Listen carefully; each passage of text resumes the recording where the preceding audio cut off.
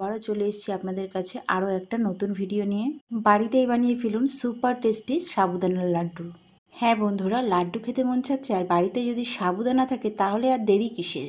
মাত্র 3 থেকে 4টি উপকরণ দিয়েই ছটপট বানিয়ে ফেলুন এই রেসিপি। আর হ্যাঁ, জন্মাষ্টমীতেও এই লাড্ডু বানিয়ে ভোগ দিতে পারেন। সবার প্রথমে এখানে সাবুদানাগুলোকে জলে ভিজিয়ে রেখেছিলাম 2 থেকে 3 ঘন্টার জন্যে। এগুলো ছোট সাইজের সাবুদানা, আপনারাও ঠিক এইটা দিয়েই বানাবেন, তাহলে কিন্তু খুব ভালো হবে। দেখুন ফুলে কীরকম মোটা মোটা হয়েছে, ঠিক এরকমই চাই। এবার এটাকে ছেঁকে নেব, এর জলটাকে আমি ঝরিয়ে নেব যাতে করে এর থেকে এক্সট্রা জলগুলো ঝরে যায়। এবার একটা প্যান নিয়ে নিয়েছি, প্যানের মধ্যে দিয়ে দিলাম 1/2 চা চামচের মতো ঘি। এই ঘিটাকে মেল্ট হওয়া অবধি অপেক্ষা করব। দেখুন ঘিটা মেল্ট হয়ে গিয়েছে। এবার একটু এইভাবে নাড়িয়ে দেব, ঘিটাকে একটু গরম হতে দেব। তারপরেই দিয়ে দেব জল ঝরিয়ে রাখা সাবুদানা। এবার এইভাবে ভাজা করে নেব। খুব সহজে খুব তাড়াতাড়ি এই রেসিপিটা বানানো যায়, আপনারা লক্ষ্য করুন, লক্ষ্য করলেই বুঝতে পারবেন। দেখুন এখনও কিন্তু কাঁচা আছে, এই যে একটু একটু সাদা সাদা ভাব আছে। কিছুক্ষণ নাড়াচাড়া করতে করতেই এর মধ্যে একটা সাদা ভাব চলে আসবে, ঠিক ট্রান্সপারেন্ট এসে যাবে। এই যে দেখুন এসে গিয়েছে, বুঝতেই পাচ্ছেন আমার ভাজাটা কমপ্লিট হয়ে গিয়েছে। এইবার আমি এখানে চিনিটা অ্যাড করে দিলাম।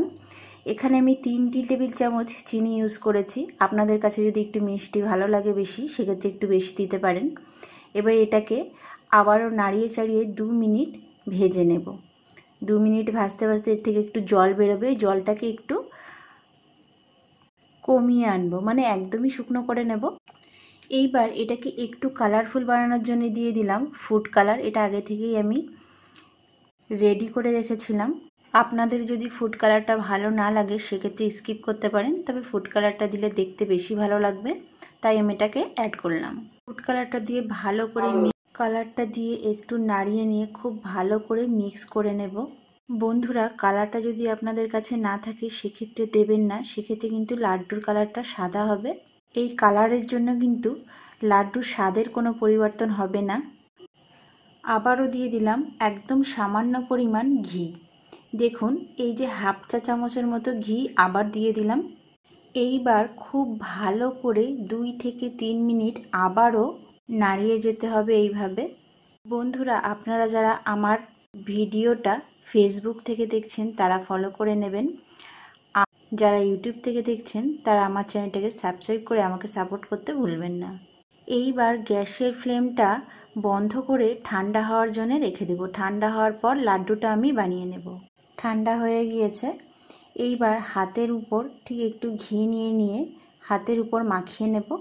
তারপর ঠিক যেরকম লাড্ডু শেপটা আপনি দেবেন সেই হিসাবে মিশ্রণটা তুলে নিয়ে গোল শেপ দিয়ে দেব। দেখুন হাতের তালুর সাহায্যে এরকম করে গোল করে নেব। দেখুন কেমন লাগছে। ঠিক এইভাবে সব লাড্ডুগুলো বানিয়ে নিলাম। বন্ধুরা, রেডি হয়ে গেল আমার সাবুদানার লাড্ডু। ভিডিওটা ভালো লেগে থাকলে লাইক, কমেন্ট, শেয়ার করতে ভুলবেন না। দেখা হচ্ছে নেক্সট ভিডিওতে।